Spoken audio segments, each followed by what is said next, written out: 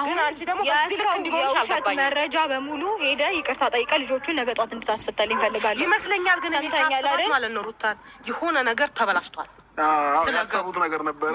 ሴራው ለዛ ነው የሚመስለኝ። በጣም አንቺ ግን እንደ እድሜሽ እውነት በጣም ነው የሚደብረው። እግዚአብሔርን ይደብራል። አንቺ እንደ እድሜሽ ብትከበር ይሻላል። በጣም የሚደብረው። መልካም ጊዜ ነው ወንድሜ። ዴቭ እደውልልሃለሁ። ችግር የለውም። አንተም ዋጋህን ታገኛለህ። ዴቭ ይኸውልህ የተፈጠረው ነገር በሙሉ